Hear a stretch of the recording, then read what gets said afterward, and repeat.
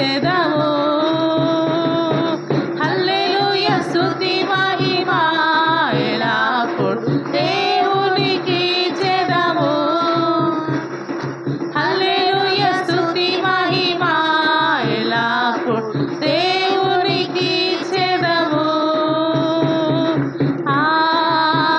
హల్లెలూయా హల్లెలూయా హల్లెలూయా హల్లెలూయా హల్లెలూయా హల్లెలూయా హల్లెలూయా హల్లెలూయా హల్లెలూయా హల్లెలూయా హల్లెలూయా హల్లెలూయా హల్లెలూయా స్తుతి మహిమా ఎల్లప్పుడు దేవునికి చెదము. హల్లెలూయా స్తుతి మహిమా ఎల్లప్పుడు దేవునికి చెదము. హల్లెలూయా.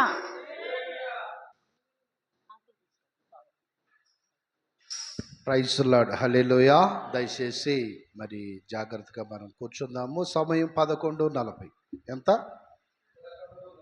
మరి ఈ సమయంలో పాటలు పాడరాదు గనక దయచేసి మరి ఇక్కడి నుంచి డ్యూటీలకు వెళ్ళే వాళ్ళు ఉన్నారు. అమ్మ డ్యూటీలకు వెళ్తారా ఇంటికే ఉంటారా కదా? సమయాన్ని మనం మరి దేవుడిచ్చిన కృపను బట్టి వినియోగించుకుందాము. చిన్న ప్రార్థన చేసుకుందాం వాక్యం కొరకు. మహాపరిశుద్ధుడు అయిన తండ్రి, మహోన్నతుడా, ప్రేమ నమ్మకం కలిగిన మా దేవా, నీకు వందనాలు స్తోత్రములు నాయనా.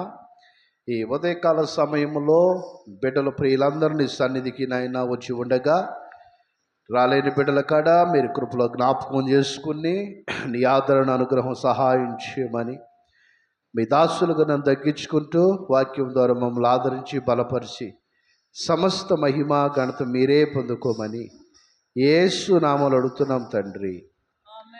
ఆమెన్. హల్లెలూయా.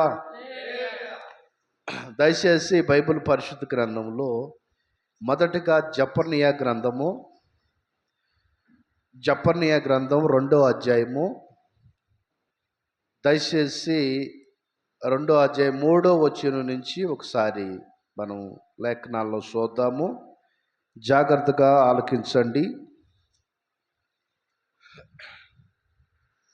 జపర్నియా 2వ అధ్యాయము దయచేసి 3వ వచనం నుంచి చదవండి.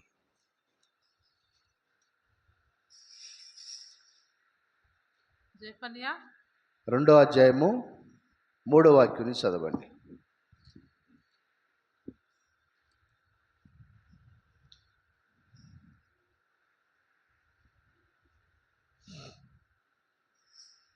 చూడాలి త్వరగా. దేశంలో సాత్వికులై ఆయన న్యాయ నిధులను అనుసరించు సమస్త దీనులారా యెహోవాను వెదుకుడి. హల్లెలూయా. ఎవరిని ఎతకాలి ఇప్పుడు మనము? యెహోవాని ఎతకాలి. ఆయన న్యాయ నిధులని మనం వెతకాలి. ఈ న్యాయ నిధులని ఆయన్ని ఎతికినప్పుడు ఆయన మనకు ప్రత్యక్షం అవుతూ ఉంటాడు.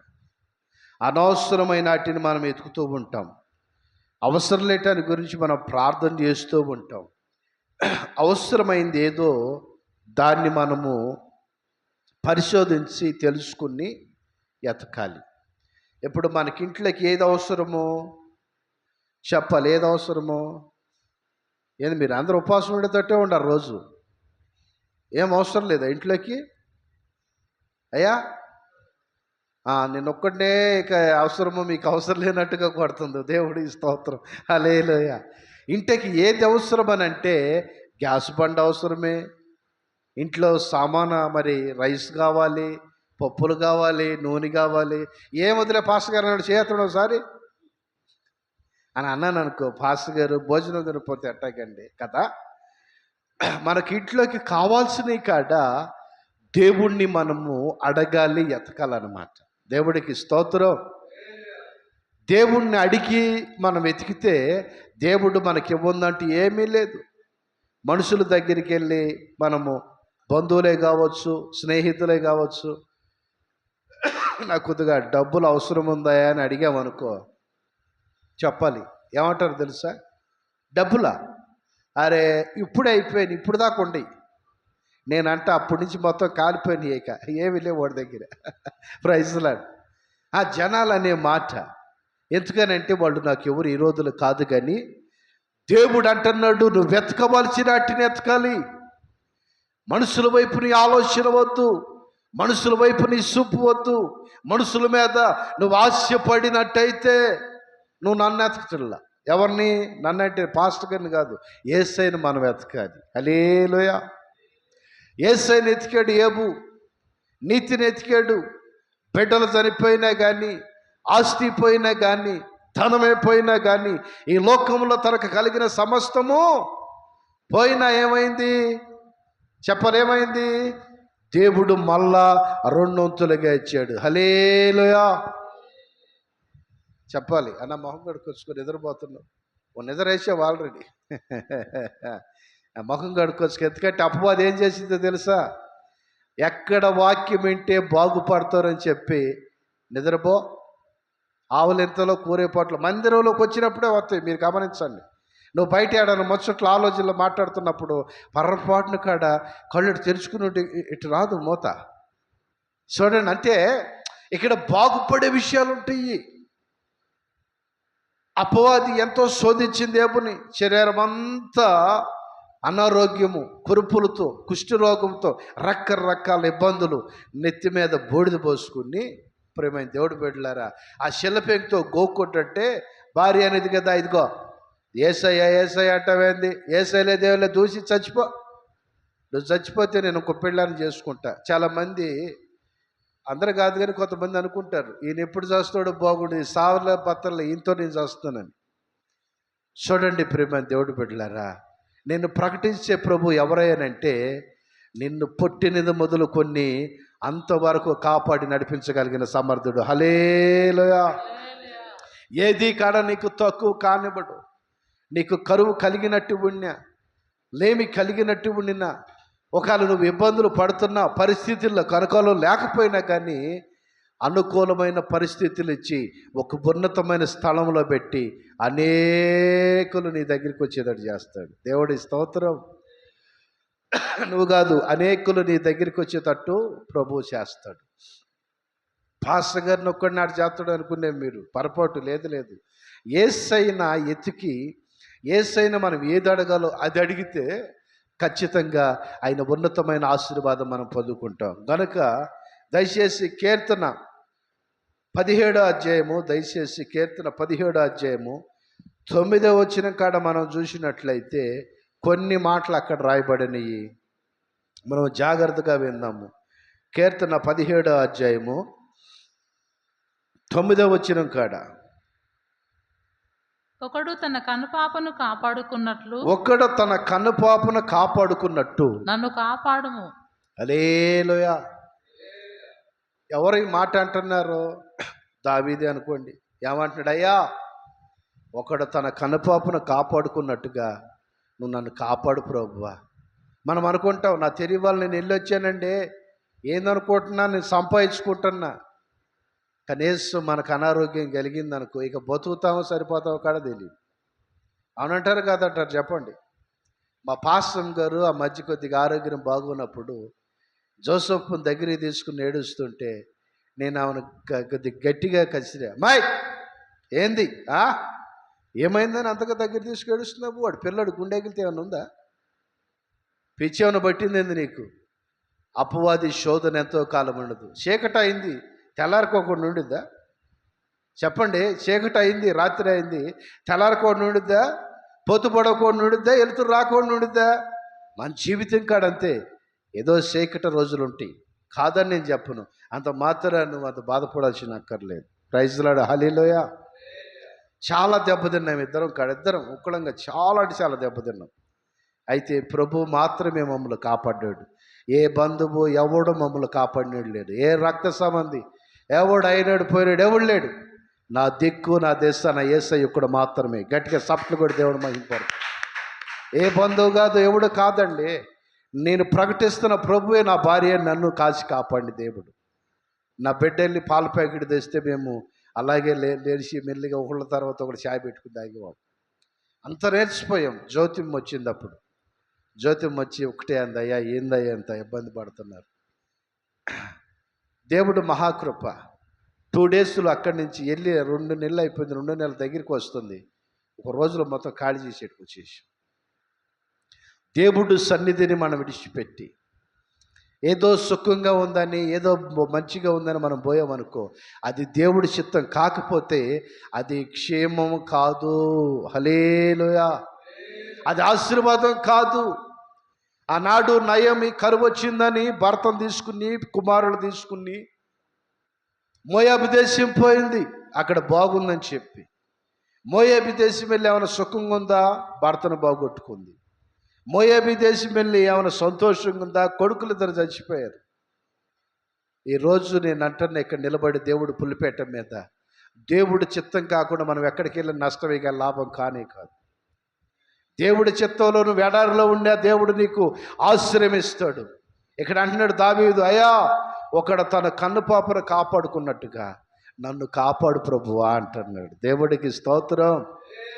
ఎప్పుడో మనము స్విచ్ లైట్ వెలిగిద్ది, ఫ్యాన్ తిరిగిద్ది. ఏ స్విచ్ వేస్తే అండి కన్ను పాపని కొట్టుకునేది? కొంచెం దుమ్ము పడుతుందని తెలిసేటప్పటికి ఆ రెప్పట మూసేసి కనుపాపను కాపాడితే లేదా?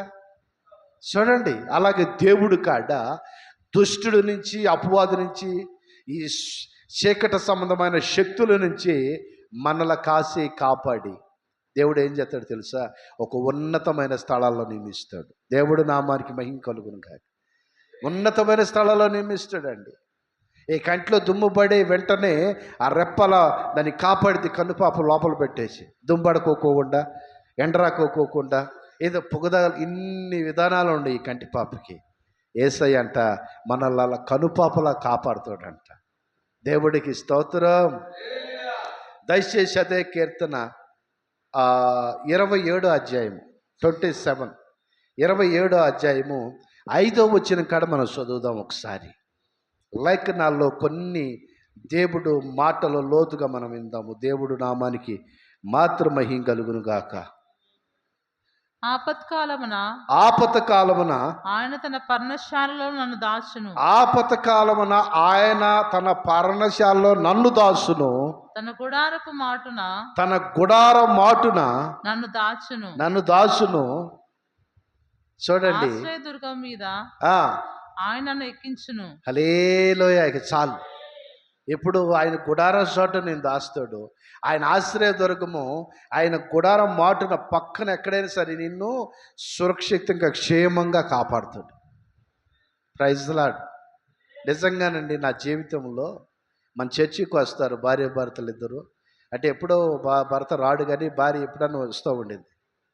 తన భర్తని బంధువులే కొట్టి, ఆస్తి కోసం కొట్టి, కాళ్ళు చేతులు ఎరగొట్టి పక్కన పడేసి వెళ్ళిపోయారు. నాకు ఫోన్ చేశారు, పాస్టర్ గారు మరి మా నాన్న బాగోలేదు అంటున్నారు, ఏంటి ప్రార్థనలో పెట్టండి అని అంటే, నేను కళ్ళు మూసుకున్నాను. నిజానికి ప్రార్థన చేయలేని గురించి. ఇట్లా కళ్ళు మూసుకుంటే బండి మీద తీసుకొచ్చి కర్ర తీసుకుని కాళ్ళు చేతుల మీద ఎరగొట్టి ఆడ పారచి వెళ్ళిపోయారు. ఇప్పుడు ఆయన బతికి బాగుపడి మంచిగా అయ్యి మళ్ళీ ఇదే పట్టణానికి వచ్చాడు. హల్లెలూయా. పాసం గారు అడిగింది, అయ్యా ఎట జరిగింది అయ్యా యాక్సిడెంట్ కాదమ్మా, నన్ను కొట్టి పడేసిపోయారమ్మా. మన జీవితాల్లో బంధువులు అనేవాడు, స్నేహితుడు అనేవాడు తింటారు కానీ ఏ రోజు కాడ మన ఆపత్తులు ఆదుకునేవాడు ఒకడు. బాగా గమనించాను. నువ్వు మంచిగా ఉండవు అనుకో, రాత్రి బగుళ్ళు తింటుంటాడు, ఎగిరే ఉంటాడు. నువ్వు కాలు పెట్టి తనిన పాడు. ఎందుకంటే నువ్వు సమృద్ధిగా పెడుతున్నావు కామంచి. Praise the lord. పెద్దోళ్ళు అంటారు కదా, బెల్లం మీద ఏగలు అంటే ఆస్తి ఉన్నప్పుడు. ఒకప్పుడు మా ప్రభు కుమార్ దగ్గరికి అనేకులు వచ్చేవాడు బంధువులు. అప్పుడు నాకు ఆ పరిచయం లేదు. ఎట్ట కూర్చుని షాపుల నుంచి బట్టలు తెప్పించుకునేది.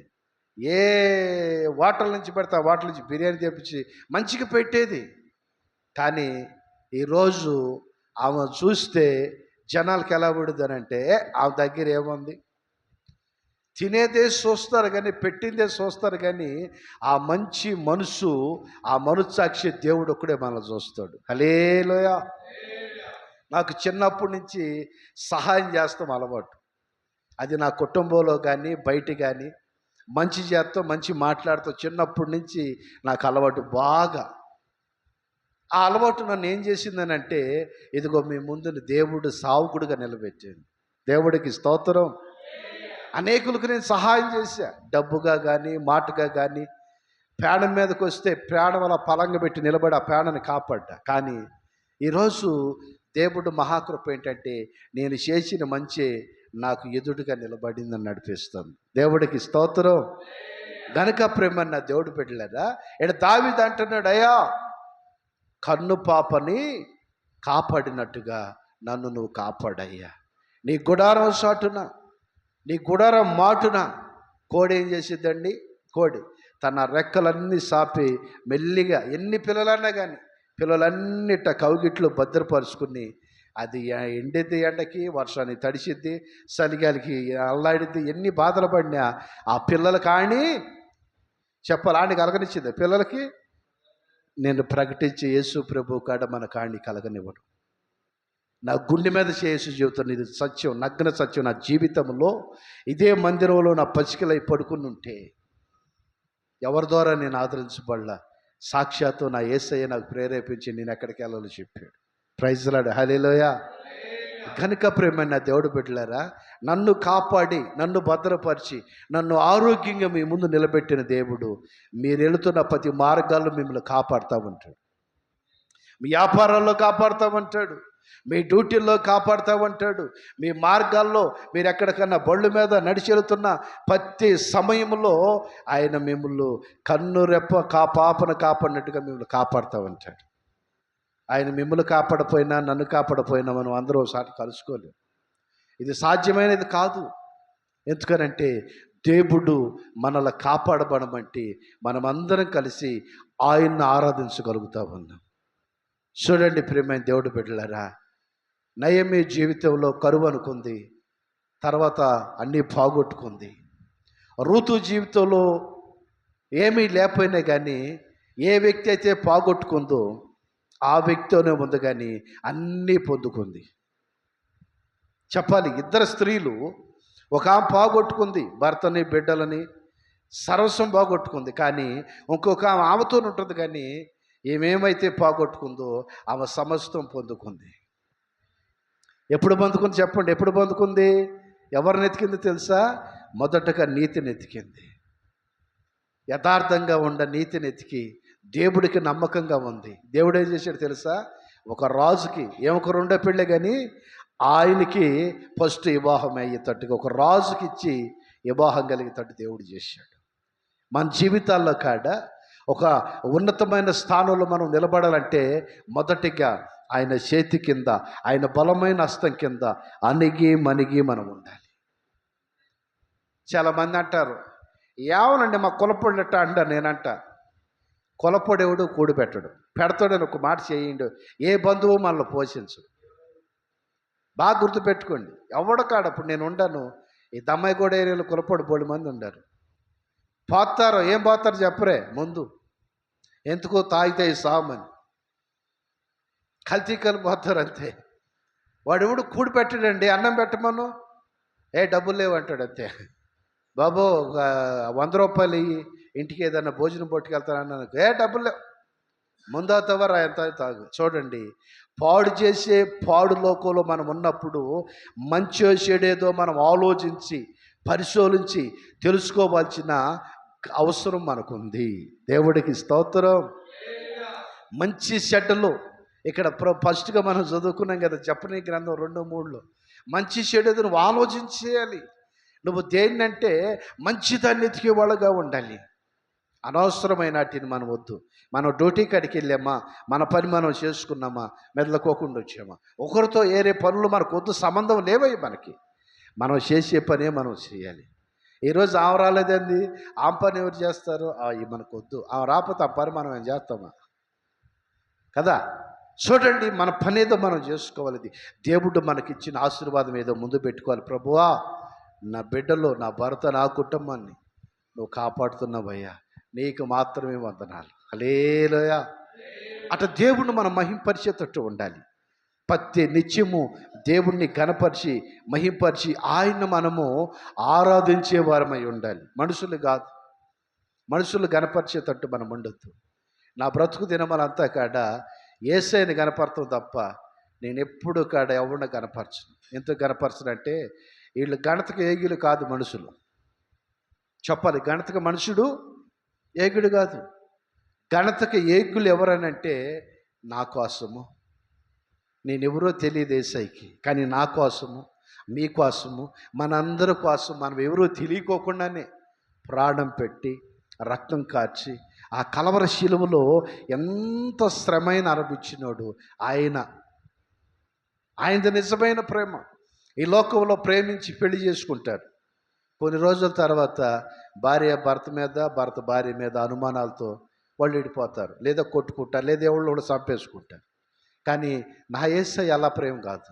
ఆయన ప్రేమ ఎలాంటిదంటే జీవిత కాలము కాడ తల్లి తన బిడ్డను మరవచ్చేమో కానీ నా యేసయ్య పొరపాట్లు కాడ మనం మర్చివాడు. ఎస్పి బాలసుబ్రహ్మణ్యం గారు ఒక పాట పాడాడు. ప్రార్థించకపోయినా పలకరిస్తూ ఉంటావు, మాట్లాడకపోయినా మాట్లాడుతూ ఉంటావు, ప్రార్థించకపోయినా పలకరిస్తూ ఉంటావు, మాట్లాడకపోయినా మాట్లాడుతూ ఉంటావు. ఎంతకెంత ప్రేమ నాపై యేసయ్యా,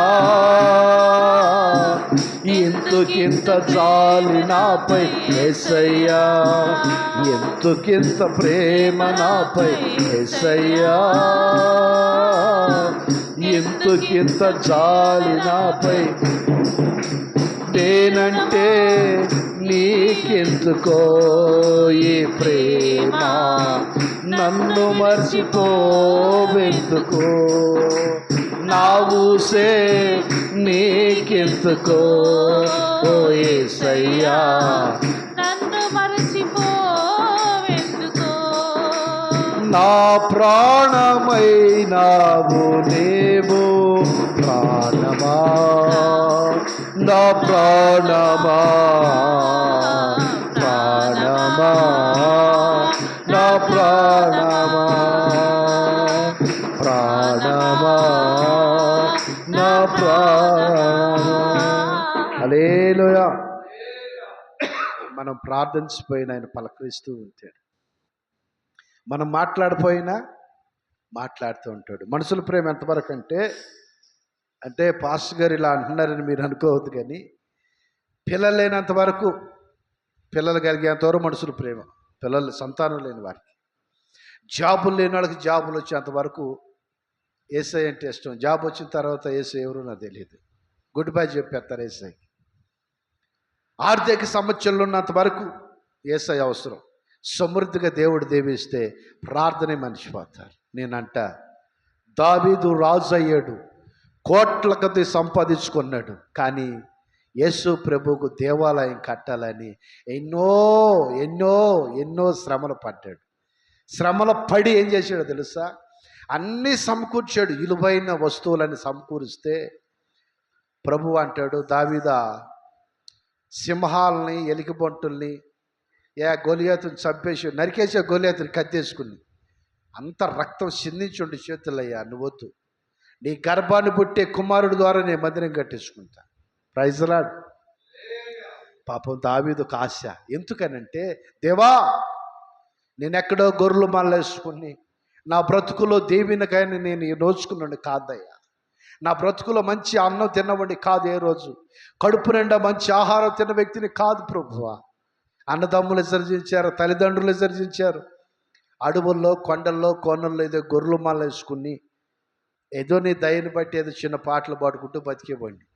నన్ను తీసుకొచ్చి ఇక్కడ కూర్చోబెట్టేదానికి ఏ పాటి ఎగుతుంది ప్రభువా నాలో బోరు రోజు ఏడిచేవాడు దావీదు. కోటేశ్వరుడే రాజే, కానీ అన్నీ పక్కన పడేసి గొంగడు పెట్టుకుని బొంగుడు ముసుకేసుకుని రోజు అనేవాడు తనకు, అరే దావీదా నీ బతుకు అది గది, ఆ గొర్రె గొంగడ కర్ర నీ బతుకు, కాళ్ళకు చెప్పులు కాళ్ళేమో. దేవుడు వల్ల ఈరోజు నువ్వు ఈ సమృద్ధిని అనిపిస్తున్నావు అని చెప్పి తనకు తానే చెప్పుకుంటూ బాధపడుతూ ఏడుస్తుంటే దావీదు అంటే, యేసయ్య అంటాడు, దావీదా నా హృదయాన్ని గెలుచుకున్నావయ్యా నువ్వు. Praise Lord. ఏం గెలుచుకున్నాడు దావీదు? పరుగుల పందెంలో ప్రైజ్ కాదు, కప్పు కాదు, యేసయ్య హృదయాన్ని గెలుచుకున్న వ్యక్తి మన దావీదు మహారాజు. హల్లెలూయా. ఈరోజు నీవు నేను ఆయన హృదయాన్ని గెలుచుకున్న వారమై ఉండాలి. మనుషులైతే ఏం చేస్తారో తెలుసా?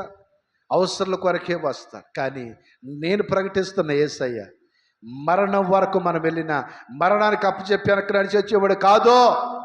మరణమా నీ ముళ్ళు ఎక్కడని చెప్పి దాన్ని తరిమి కొట్టి మరణం ముళ్ళు ఇరిచి జీవాధిపతి నీకు జీవాన్ని ఇచ్చి నేను సజీవుడిగా లేపు నిలిపించగలిగేవాడు. దేవుడికి స్తోత్రం. లేదంటే నా జీవితంలో నేను ఎప్పుడో చచ్చిపోయాను ప్రేమైన దేవుడు బిడ్డలారా. నిజంగా యాక్సిడెంట్ అయినప్పుడే చనిపోవాలి. ఒకటి అది 2000, నాకు అంత గుర్తులేదు, ఎన్నో సంవత్సరం యాక్సిడెంట్ అయింది? 24 2024 అమ్మా. 2024లో యాక్సిడెంట్ అయింది. ఇప్పుడు 26, 2 సంవత్సరాలు అయిపోయింది నేను చచ్చిపోయి. అప్పుడు చచ్చిపోతే లేదు, ఈ తర్వాత మళ్ళా 1 సంవత్సరం అవుతుంది దగ్గరగా కరెంట్ షాట్ కొట్టింది. ఈ పాటికి వెళ్ళిపోవాల్సింది. ఎన్ని అపాయాలు మనకు కలుగుతున్నా కానీ కాపాడుతూ ఉన్నాడు అని అంటే అది ఆయన కృప మాత్రమే. Praise lord. హల్లెలూయా. ఎన్నో శ్రమలు, ఎన్నో శోధనలు, ఎన్నో మన మీద ఇరుసుకు పడుతున్నా మరణకరమైన సమస్యలు మనకు వస్తున్నాయి. కానీ వాటన్నిటి నుంచి నీలో ఉండి నిన్ను కాపాడుతూ నడిపిస్తున్నాడు నా ప్రభు. దేవుడికి స్తోత్రం.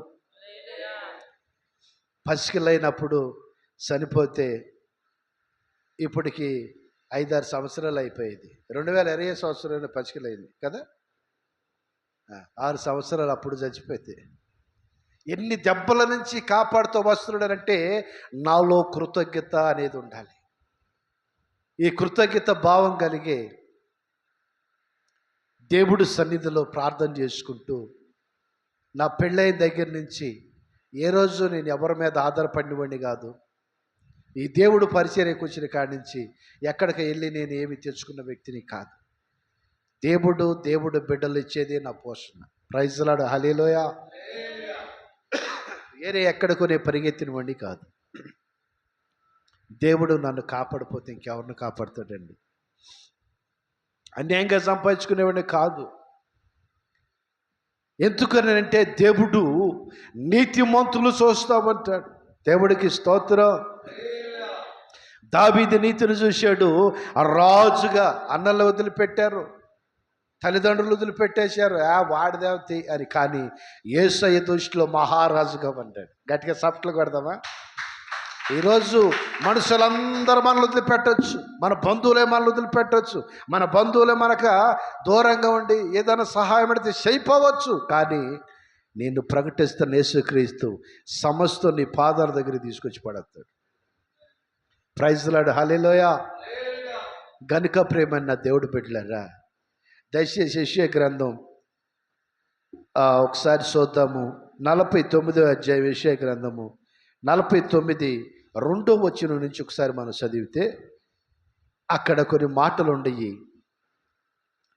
దేవుడు లేఖనాల్లో నుంచి నా నోరు వాడిగల ఖడ్గంగా, నా నోరు వాడగలిగిన ఖడ్గముగా ఆయన చేసి ఉన్నాడు. తన చేతి వేళలో నన్ను దాచి ఉన్నాడు. చూడండి ప్రేమైన దేవుడు బిడ్డలారా, మన నోరు అంట ఇప్పుడు రోజు వాడుతుంటాం కదా. ఉల్లిపాయలు కోసే శాఖ, కూరగాయలు కోసే శాఖ, లేకపోతే రోజు ఏమంటారు మనం నీళ్ళు తెచ్చుకునే ఒక బిందె కావచ్చు. అలా వాడగలిగిన ఖడ్గంలా చేసేట మన నోరుని. దేవుడికి స్తోత్రం. ఈ నోటితో మనం ఏం చేయాలంటే దేవుడిని మాత్రమే స్తుతించాలి. మనుషులు పొగిడేదానికి లేదు. యేసు ప్రభువుని నువ్వు పొగిడినంత వరకు, ఆయన నువ్వు స్తుతించిన వరకు నువ్వు రాజువే. మనుషులు పొగిడేవనుకో యేసయ్యకి ఎంత దూరం అంటే అంత దూరం అయిపోతాం. కానీ దేవుడు నువ్వు మహిమపరిచావు అనుకో, దేవుడు నిన్ను గొప్పగా గణపరుస్తామంటాడు. యేసన్న గారితో ఎంతోమంది వచ్చి అన్నారంట, ఏమంటే పాస్టర్ గారు మరి కోళ్ళపురం పెట్టపోయారా? ఉచిత సలహాలు ఇచ్చేవాళ్ళు ఉంటారు కదా, లేకపోతే ఏమన్నా చేయిపోయారా, అది చేయిపోయారా, లేకపోతే మందిరము మీరు ఆదివారం ఒక్కరోజే ప్రార్థన పెట్టేది, మేము స్కూల్ నడిపించుకుంటాము, మేము కొంత ఇస్తాం, మీకు సపోర్ట్గా ఉంటుంది అంటే దైవజనుడు యేసన్న గారు ఒక మాట అన్నాడంట, యేసయ్య నాకు అన్నీ ఇస్తున్నాడు, నేను ఉపవాసం ఉంటాను. ఆయన పరిశుద్ధమైన మందిరంలో రెండో కార్యక్రమాలు జరిగేదానికి ఏం లేదు. దేవుడికి స్తోత్రం చెప్పాలి. ఆయన పరిశుద్ధమైన మందిరంలో రెండో కార్యక్రమాలకి స్థానము లేదు. డ్యాన్సులకు కానీ ఇంకా ఏదైనా కార్యక్రమాలు కానీ ఏటికి లేదు. ఆరాధన మాత్రమే జరగాలి. అది పరిశుద్ధమైన స్థలం. దేవుడికి స్తోత్రం. అలా దేవుడు మహాకృపను బట్టి యేసన్న గారు ఎన్నో సాట్లు ఎంతోమంది చెబుతూ వచ్చినా కానీ యేసయ్యను మాత్రమే ఆయన మహింపరిచాడు. ₹1,00,00,000 ఇచ్చిన మహింపరచల. సంఘస్థులు ఉండారు, లేకుండా లేదు. ₹1,00,00,000 తెచ్చి యేసన్న గారికి ఇచ్చానుకో, ఓహో మన సంఘంలో ఈయన ఒక్కడే ₹1,00,00,000 ఇచ్చాడు, ఎప్పుడు మహింపరచల. దేవుడు ప్రేరేపణతో ఓ సహోదరుడు ఎత్తుకొచ్చాడు, సహాయం చేశాడు, అంతవరకు. ఏ రోజు కాడ మనిషిని పొగిడినట్టుగా ఆయన ప్రారంభం నుంచి చనిపోయి ఆయన ముగింపు వరకు నా చెవితో నేను వెళ్ళలేదండి. ఏ రోజు వెళ్ళలేను. ఎందుకంటే దైవ సావకులు దేవుణ్ణి మహింపరిచేవారు అయి ఉండాలి. మనుషులు కాదు. మనుషులు పొగిడితే ఏమొచ్చిందండి? బూడిద. పెద్దవాళ్ళు అంటారు కదా, సనాసి రాసుకుంటే బూడిద రాలేదండి అంటారు కదా, నిజమే కదా. మన జీవితంలో ఎప్పుడు కాడ దేవుణ్ణి మహింపరిచేవారమై ఉండాలి. నువ్వు బయటికి వెళుతున్నా, తోవమ్మట నడుస్తున్నా, లేదా ఎక్కడ నిలబడినా కానీ దేవుడు నీలో నుంచి, నీ ముఖ క్రాంతుల నుంచి కొట్టొచ్చినట్టు కనపడాలి. ఎందుకు అలాగ చెప్పమంటారా? ఒకరోజు నేను యేసుబాబు అన్న ఓ ప్రాంతానికి ప్రార్థనకి వెళ్ళాను, మన హైదరాబాదులోని. అక్కడికి వెళ్ళే వరకే నేదో అడిగింది ఓ పాప, ఒక యవనస్తురాలు, లేదా ఈ నామని అడిగాడో తెలియదు. మొత్తం మీద నేను అందరూ ప్రార్థన చేస్తున్నా. ఆ ముఖం ఒకసారి 1000 వాట్ బొలిపేస్తే అటువంటిది ప్రకాశవంతమైన వెలుగు. అలా ముఖం ఒకసారి ప్రకాశవంతం కాపాడుతాడికి ఏందయ్యా ముఖం అంత జరిగింది అని అంటే, పరిశుద్ధాత్మ తనలో ఉంది. హల్లెలూయా. తనలో వ్యభిచారం చేసే ఆత్మ లేదు, తనలో లోకాన్ని ముంచే ఆత్మ లేదు, తనలో మోసపూరితమైన ఆత్మ లేదు, తనలో పరిశుద్ధాత్మ ఉంది కనుక ఆ ముఖం తేజరెళ్ళింది, ఆ ముఖం ప్రకాశమానం కలిగింది. దేవుడికి స్తోత్రం. ఈరోజు కాడ మనిషి నలుపును మనం చూడొద్దు. వాళ్ళు కళగా మంచిగా ప్రకాశంగా ఉంటారు. బైబిల్లో వాళ్ళ గురించే రాయబడింది. ఎప్పుడన్నా పాస్టర్ గారు నేను ఖాళీగా ఎప్పుడన్నా కూర్చుంటే, సమయం దొరకదు కానీ ఎప్పుడన్నా కూర్చున్నప్పుడు అని అంట, బైబిల్లో ఎవరి గురించి రాయబడిందమ్మా, ఏమనుకున్నా ఎవరి గురించి రాయబడిందనంట. ఆమెకాడ గబక్కన గుర్తు రాదు కదా, ఎవరి గురించి రాయబడింది, ఎవరి గురించి రాయబడింది అని ఉండి ఒకసారి నీ గురించి రాయబడింది అని అన్నాను అనుకో, నా గురించి రాయబడిందా? ప్రైజ్ రాడు. హల్లెలూయా. నా గురించే రాయబడింది. అవును, ఆమె నల్లటదైన సౌందర్యవంతురాలని లేఖనాల్లో ఉంది. దేవుడికి స్తోత్రం. లేదు తెల్లగొండోడు మంచోడు ఏడన్నా ఉందా బైబిల్లో? చెప్పండి. బైబిల్ పరిశుద్ధ గ్రంథంలో తెల్లగొండోడు మంచోడు రాయబడింది ఏడన్నా? అందము, వ్యర్థము, సౌందర్యం, మోసకరము అని ఉంది. నేను చెబుతా, ఎవరన్నా బాగోలేదని అంటే, అమ్మా దేవుడు అట్లా చెప్పలేదురా, దేవుడు అట్లా చెప్పాల. దేవుడు ఏం చెప్పాడు తెలుసా? అందం, వ్యర్థము, సౌందర్యం, మోసము. ఆ మనిషి నలుపైనే కానీ సౌందర్యమంతురాలు, మంచి గుణమంతురాలని పరిశుద్ధ గ్రంథంలో వాళ్ళ గురించి రాయబడింది. హల్లెలూయా. అంతకని ప్రియమైన దేవుడు బిడ్డలారా, మన జీవితాల్లో ఎప్పుడు కాడ మనం గమనించాల్సింది ఏంటంటే, ప్రభువుని నేను మహింపరుస్తున్నానా, యేసయ్యని నేను కనపరుస్తున్నానా, నా జీవితంలో ఆయన నన్ను కాపాడుతూ వస్తున్నాడు. వాడగలిగిన ఖగ్గోలాను నోరు చేశాడు, మంచి శ్రేష్టమైనది ఎతకమన్నాడు. కంటి పాపలాగా కోడి తన పిల్లల్లో తన రెక్కల చాటును భద్రపరుచుకున్నట్టుగా ఆయన నన్ను కాపాడుతామన్నాడు. నేనేం చేస్తున్నాను ఆయన కానీ ఒక భావన మనలో కలిగి కృతజ్ఞతగా ప్రార్థన చేసుకుందాము. దేవుడి వాక్యాన్ని దీవించి ఆశీర్వదించుగాక. మన ఆత్మీయ తల్లి పాసం గారు దైవ సేవకురాలు ప్రార్థన చేస్తారు. ఆ తర్వాత కృతజ్ఞత లేని వారు వేల కొలదిగా కూలినను, కృతజ్ఞత లేని వారు వేల కొలదిగా కూలినను, కృపావాక్యమునకు సాక్షులామై, కృపావాక్యము నాకు సాక్షులామై, కృప వెంబడి కృప పొందేదము, కృపావాక్యము నాకు సాక్షులామై, కృప వెంబడి కృప పొందేదము. ఆనందయాత్ర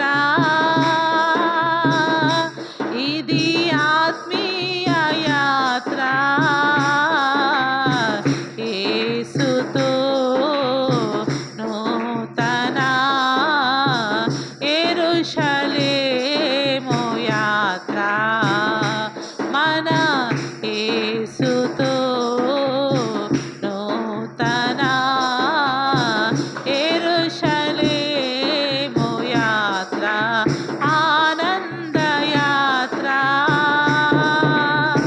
రాత్రియు పగలును పాదములకు రాయి తగులకుండా, రాత్రియు పగలును పాదములకు రాయి తగులకుండా, మనకు పరిచర్య చేయుట కొరకై, మనకు పరిచర్య చేయుట కొరకై, దేవదూతలు మనకుండగా, మనకు పరిచర్య చేయుట కొరకై, దేవదూతలు మనకుండగా, ఆనందయాత్ర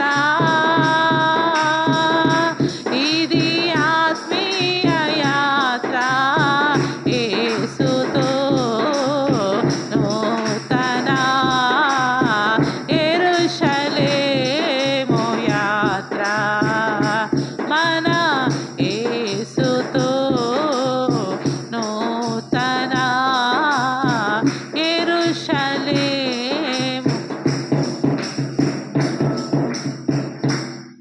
ప్రార్థన చేసుకుందాం. ప్రేమగల తండ్రి, పరిశుద్ధుడా, జీవాధిపతి, నీ స్తోత్రం స్తోత్రం స్తోత్రం. ఆత్మగల దేవా, నీ స్తోత్రం స్తోత్రం స్తోత్రం స్తోత్రం స్వామి. గడిచిన వారం మొదలుకొని ఈ వారం వరకు ప్రభా, నీ హస్తకృపల చేత తండ్రి సజీవులకుల దేవా మీరు కంచె వేసి మీరు కాపాడినందుకై నీకు స్తోత్రం స్తోత్రం స్తోత్రం స్తోత్రం స్తోత్రం. ఆత్మస్వరూపి నీ స్తోత్రం, సతస్వరూపి నీ స్తోత్రం నాయన. దేవా దేవా నీకు స్తోత్రం చెల్లిస్తున్నా స్వామి. ఇదిగోండి ప్రభా, ఈ పరిశుద్ధ ఆరాధన దినాన్ని తండ్రి మీరు మాకు ఇచ్చినందుకే నీ స్తోత్రం చెల్లిస్తున్నా. నీ మందిరంలో చేరి ప్రభా నీ స్తుతించే ధన్యత, నేను ఘనపరిచే ధన్యత ప్రభా, ఇటు భాగ్యాన్ని మీరు మాకు అనుగ్రహించినందుకే నీ స్తోత్రం నీ స్తోత్రం స్తోత్రం చెల్లిస్తున్నాను. నిజంగా ప్రభా జీవిస్తున్నామంటే మేము కాదు నాయన, కేవలం నీ కృప. క్రీస్తు మా లోపల జీవిస్తున్నా లేక నా సెలవిస్తున్న స్వామి. పరిశుద్ధాత్మ దేవానికి వందనాలు. ఇదిగోండి తండ్రి, పాటల ద్వారా మీ నామను మహిమ తెచ్చుకుని వాక్య పరిచయ ద్వారా విదాసుని బిడ్డ చక్కటి వర్తమానాన్ని దేవాని స్తోత్రం మీరు బయలుపరిచినందుకు అది స్తోత్రం చెల్లిస్తున్నాం స్వామి. వాక్యానుసరమైన జీవితాన్ని, వాక్యానుసరమైన ప్రవర్తన మీరు మాకు అనుగ్రహించమని ప్రార్థన చేస్తున్నాను. అన్ని రకాలుగా దీవించండి, ఆశీర్వదించండి, అద్భుతాలు ఆశ్చర్యకారాలు జరిగించండి ప్రభా అని స్తోత్రం చెల్లిస్తున్నాను. దేవాని స్తోత్రం, సహాయం చేయండి ప్రభా. దేవాని స్తోత్రం. ఇదిగోండి నాయన, కూడి వచ్చిన ప్రతి ఒక్కరిని పేరు పైన ఆస్వాదించండి, పేరు పైన దీవించండి. దేవాని స్తోత్రం, స్తోత్రం, స్తోత్రం, స్తోత్రం, స్తోత్రం. నీకు స్తోత్రం, స్తోత్రం. రాను బిడ్డలు ఎందుకు రాలేదు ప్రభా, వారి కుటుంబాలను దీవించండి తండ్రి. అయ్యా, బిడ్డలను కూడా బలపరచండి, ఆశీర్వదించండి తండ్రి. నీ స్తోత్రం అయ్యా. వచ్చిన ప్రతి ఒక్కరు వారి వ్యాపారం, ఉద్యోగ స్థలాలు స్వామి అయ్యా, వారి కుటుంబాలు నాయన స్తోత్రం. కుటుంబాలు నెమ్మది, సమాధానం, శాంతి దయచేయండి తండ్రి. దేవాని స్తోత్రం. అందరికీ మంచి ఆరోగ్యం దయచేసి మీ నామమును మహిమ తెచ్చుకోమని యేసు పరిశుద్ధ నామములో అడిగి పెట్టుకుంటున్నాము తండ్రి.